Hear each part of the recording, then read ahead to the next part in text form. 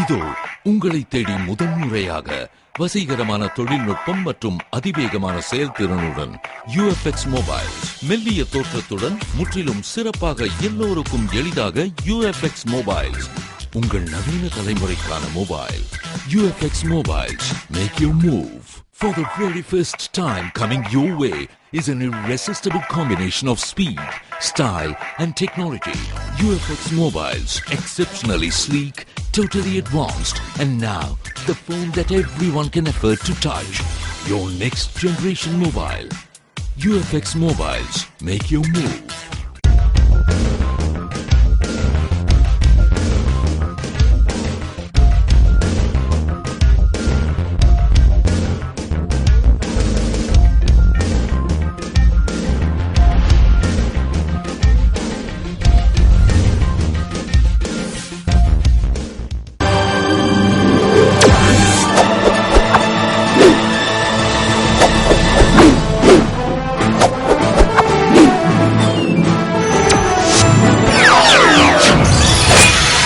நீங்கள் பார்த்துக் கொண்டிருப்பது AJK டிவியின் புதுவை மாலை.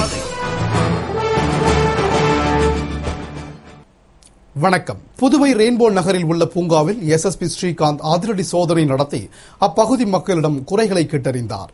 புதுவை ரெயின்போ நகர் 4வது குறுக்கு வீதியில் உள்ள மகளிர் நலச்சங்கம் அருகே உள்ள பூங்காவில் இரவு நேரங்களில் சமூக விரோதிகள் தங்குவதால் அப்பகுதி மக்கள் அச்சத்துடன் வாழ்வதாக புகார் எழுந்ததை அடுத்து SSP ஸ்ரீகாந்த் தலைமையில் SP ராமராஜ், இன்ஸ்பெக்டர் அங்கப்பன் மற்றும் போலீசார் அப்பகுதியில் அதிரடி சோதனை நடத்தினர். அவர்கள் பூங்காவை சோதனையிட்ட போது ரெயின்போ நகர் மகளிர் நலவாழ்வு சங்க தலைவி பாத்திமா, ஆலோசகர் மைதிலி உள்ளிட்ட சங்க உறுப்பினர்கள் போலீசாரை நேரில் சந்தித்து முறையிட்டனர். மேலும் அப்பகுதியில் திருட்டு சம்பவங்கள் அதிகரித்து வருவதாகவும் இதனை கட்டுப்படுத்த நடவடிக்கை எடுக்க வேண்டும் என்று அவர்கள் வலியுறுத்தினர். இதனை கேட்ட SSP ஸ்ரீகாந்த், சந்தேகப்படும்படியான நபர்கள் சுற்றித் திரிந்தாலோ சமூக விரோதிகள் இப்பகுதியில் தங்கியிருப்பதாக தெரிந்தாலோ உடனடியாக போலீசாருக்கு தகவல் தெரிவிக்குமாறு கூறினார்.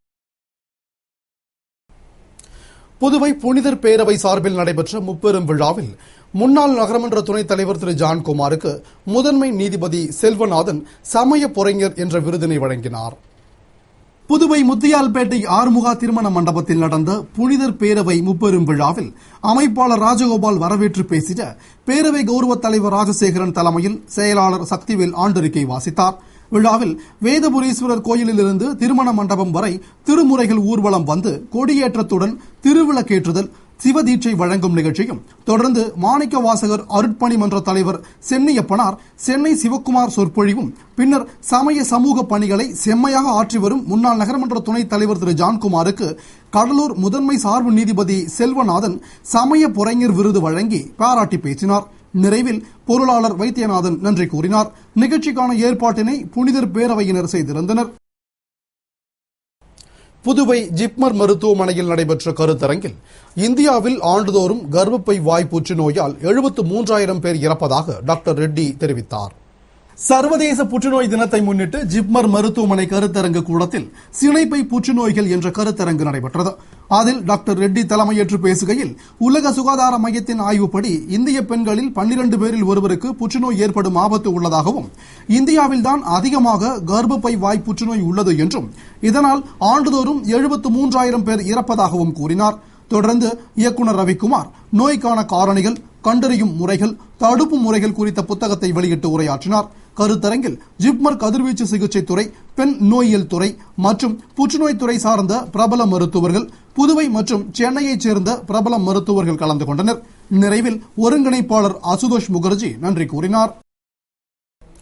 புதுவை குடிசை வாழ்வோர் பெருமன்றம் சார்பில் நடைபெற்ற முப்பெரும் விழாவில் உள்ளாட்சி அமைப்புகளில் பெண்களுக்கு 50% இடஒதுக்கீடு நிச்சயம் வழங்கப்படும் என்று அமைச்சர் பன்னீர்செல்வம் உறுதியளித்துள்ளார்.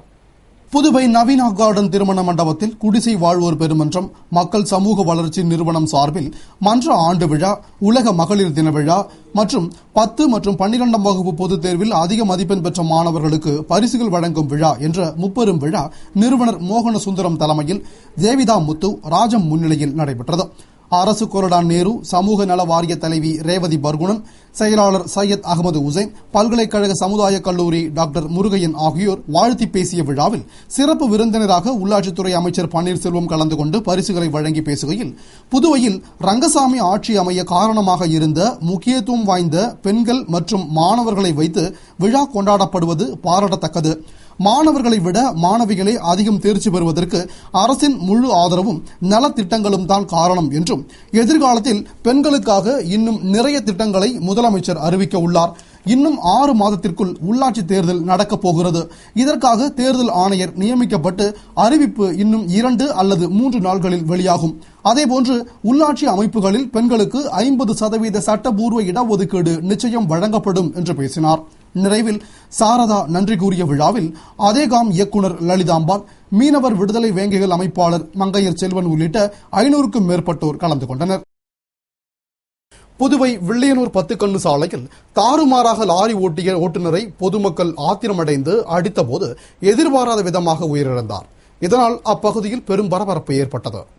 புதுவை வில்லியனூர் 10 கண்ணு சாலையில் வெளி மாநிலத்தைச் சேர்ந்த லாரி ஓட்டுநர் தாறுமாறாக ஓட்டி வந்து ஒரு சிலர் மீது இடித்துவிட்டு சிறு விபத்தினை ஏற்படுத்திவிட்டு லாரியை நிறுத்தாமல் ஓட்டிச் சென்றார். இதனால் ஆத்திரமடைந்த பொதுமக்கள் பின்தொடர்ந்து சென்று கூடப்பாக்கம் அருகே லாரியை மடக்கி ஓட்டுநரை பிடித்து அடித்தனர். அப்போது அவர் மயங்கி விழுந்ததால் உடனே வில்லியனூர் மருத்துவமனைக்கு கொண்டு சென்றனர். ஆனால் வழியிலேயே எதிர்பாராத விதமாக அவர் இறந்து விட்டார். மேலும் அவர் குடிபோதையில் லாரியை ஓட்டி வந்ததாக கூறப்படுகிறது. இந்த தகவலை அறிந்த வில்லியனூர் போலீசார் மற்றும் போக்குவரத்து போலீசார் விரைந்து சென்று சடலத்தை கைப்பற்றி பிரேத பரிசோதனைக்கு புதுவை அரசு மருத்துவமனைக்கு அனுப்பி வைத்துவிட்டு வழக்கு பதிவு செய்து அவர் குடிபோதையில் வாகனத்தை ஓட்டினாரா என்றும் அவருடைய இறப்பிற்கு காரணம் குறித்தும் விசாரணை நடத்தி வருகின்றனர். இச்சம்பவத்தால் அப்பகுதியில் பெரும் பரபரப்பு ஏற்பட்டது. புதுவை அரியூரில் ஜிப்மர் மருத்துவமனை சார்பில் அதிநவீன இலவச கண் பரிசோதனை முகாம் நடைபெற்றது.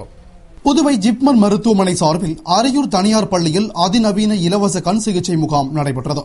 ஜிப்மர் கண் சிகிச்சை பிரிவு மருத்துவ குழுவினர் தலைமையில் நடைபெற்ற முகாமில் தென்னிந்தியாவிலேயே முதல் முறையாக அதிநவீன உபகரணங்களை கொண்டு சர்க்கரை நோய், கண் அழுத்த நோய், பார்வை கோளாறு இவைகளால் பாதிக்கப்பட்டவர்களுக்கு அதிநவீன கருவிகள் கொண்டு கண் பரிசோதனை முற்றிலும் இலவசமாக செய்யப்பட்டது. மற்றும் முறையான பரிசோதனைக்கு பிறகு ஏழை மக்களுக்கு இலவச கண் கண்ணாடி வழங்கப்பட்டது. முகாமில் அரியூர் மற்றும் அதனை சுற்றியுள்ள பகுதிகளில் இருந்து பொதுமக்கள் பங்கேற்று இலவச கண் சிகிச்சை பெற்று பயனடைந்தனர். புதுவை பள்ளிக் கல்வி இயக்ககம் சார்பில் மடுகரை அரசு பள்ளியில் நடைபெற்ற வைர விழாவில் சட்டமன்ற உறுப்பினர் பெரியசாமி கலந்து கொண்டு பரிசுகள் வழங்கி பாராட்டினார். புதுவை மடுகரை அரசு பள்ளியில் 60ஆம் ஆண்டு விழா வைர விழாவாக பள்ளிக் கல்வி இயக்ககம் புத்தொழில் இயக்கம் சார்பில் கொண்டாடப்பட்டது.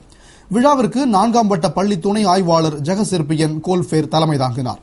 முதன்மை கல்வி அலுவலர் அனுமந்தன் முன்னிலையில் சட்டமன்ற உறுப்பினர் பெரியசாமி சிறப்பு விருந்தினராக கலந்து கொண்டு விளையாட்டு மற்றும் பல்வேறு போட்டிகளில் வெற்றி பெற்றவர்களுக்கு பரிசுகள் வழங்கி பாராட்டி பேசினார். நிறைவில் ஆசிரியர் தணிகைநாதன் நன்றி கூறினார். தொடர்ந்து மாணவர்களின் கலை நிகழ்ச்சிகள் நடைபெற்றது. விழாவில் ஆசிரியர்கள், மாணவர்கள், பெற்றோர்கள், ஊர் முக்கிய பிரமுகர்கள் மற்றும் பொதுமக்கள் திரளாக கலந்து கொண்டனர். இலங்கைக்கு எதிராக அமெரிக்கா கொண்டு வரும் தீர்மானத்தை இந்தியா ஆதரிக்க வேண்டும் என வலியுறுத்தி விடுதலை வேங்கைகள் மாபெரும் ஆர்ப்பாட்டத்தில் ஈடுபட்டனர். புதுவை தலைமை தபால் நிலையம் எதிரில் மனித உரிமை மீறலை கண்டிக்கும் வகையில் இலங்கைக்கு எதிராக அமெரிக்கா கொண்டு வரும் தீர்மானத்தை இந்தியா ஆதரிக்க வலியுறுத்தியும், பல்லாயிரக்கணக்கான ஈழத் தமிழர்களை ஈவிரக்கமின்றி படுகொலை செய்த சிங்கள அதிபர் ராஜபக்சேவை போர் குற்றவாளியாக இந்தியா அறிவிக்க வேண்டும் என்றும், தமிழீழ புலிகள் மீதான தடையை இந்தியா நீக்க வேண்டும், இது தொடர்பாக தமிழக, புதுவை சட்டமன்றங்களில் தீர்மானம் நிறைவேற்றிட வேண்டும் என வலியுறுத்தி விடுதலை வேங்கைகள் அமைப்பாளர் மங்கையர் செல்வன் தலைமையில் மாநில அமைப்பாளர் குப்புசாமி முன்னிலையில் மாபெரும் கண்டன ஆர்ப்பாட்டத்தில் ஈடுபட்டனர். இதில் துணை பொதுச் செயலாளர் கோதண்டபாணி உள்ளிட்ட நிர்வாகிகள் கண்டன உரையாற்றிட மாநில, நகர, தொகுதி, முகாம் பொறுப்பாளர்கள் பங்கேற்று கோரிக்கைகளை வலியுறுத்தி ஆர்ப்பாட்டம் செய்தனர். புதுவை மாநில கைப்பந்து கழகம் சார்பில் நடைபெற்ற மாநில அளவிலான போட்டியின் பரிசளிப்பு விழாவில் சங்கத் தலைவர் ஏம்பலம் செல்வம் சுழற் கோப்பையை வழங்கி பாராட்டினார். புதுவை மாநில கைப்பந்து சங்கம் சார்பில் பாத்திமா மேல்நிலைப் பள்ளியில் மாநில அளவிலான சாம்பியன்ஷிப் போட்டிகள் நடைபெற்றது. அதற்கான பரிசளிப்பு விழா விக்டரி விளையாட்டு சங்க தலைவர் முத்துராமன் தலைமையில் சங்க பொதுச் செயலாளர் நாராயணசாமி முன்னிலையில் நடைபெற்றது. விழாவில் வெற்றி பெற்ற அணிகளுக்கு சங்க துணைத் தலைவர் ஏம்பலம் செல்வம் சுழற் கோப்பையை வழங்கி பாராட்டி பேசினார். போட்டியில் நியூ ஷைன் ஸ்டார் அணி முதலிடத்தையும், விக்டரி விளையாட்டு அணி 2ஆம் இடத்தையும், பண்டித துரைசாமி அரசு உயர்நிலைப் பள்ளி அணி 3ஆம் இடத்தையும் பிடித்து வெற்றி பெற்றது. விழாவில் உடற்கல்வி ஆசிரியர்கள், சங்க நிர்வாகிகள் மற்றும் உறுப்பினர்கள் திரளாக கலந்து கொண்டனர். புதுவை வந்துள்ள தீவனூர் பொய்யாமொழி விநாயகருக்கு மகா கணபதி ஹோமத்துடன் 108 சங்காபிஷேகம் மாசிமக வரவேற்பு குழுவினரால் நடத்தப்பட்டது. புதுவையில் கடந்த 8ஆம் தேதி நடைபெற்ற மாசிமக திருவிழாவிற்கு வருகை புரிந்த அருள்மிகு சுயம்பு ஸ்ரீ தீவனூர் பொய்யாமொழி விநாயகருக்கு சாரம் மாசிமக வரவேற்பு குழுவினரால் மகா கணபதி ஹோமம், 96 வகை மூலிகைகளால் ஷண்ணதி ஹோமங்கள் நடத்தப்பட்டு தீபாராதனையும் கலச புறப்பாடும் 108 சங்காபிஷேகமும் நடத்தப்பட்டு திவ்ய அலங்காரத்தில் மகா தீபாராதனை நடைபெற்றது. விழாவில் திரளான பக்தர்கள் கலந்து கொண்டு பூஜை செய்து பொய்யாமொழி விநாயகரின் திருவருளை பெற்றனர். பங்கேற்ற அனைவருக்கும் பிரசாதம் வழங்கப்பட்டது. விழாவிற்கான ஏற்பாடுகளை விழா குழுவினர், மாசிமக வரவேற்பு குழுவினர் மற்றும் சாரம் இளைஞர்கள் வெகு சிறப்பாக செய்திருந்தனர். இத்துடன் செய்திகள் நிறைவடைந்தன. வணக்கம்.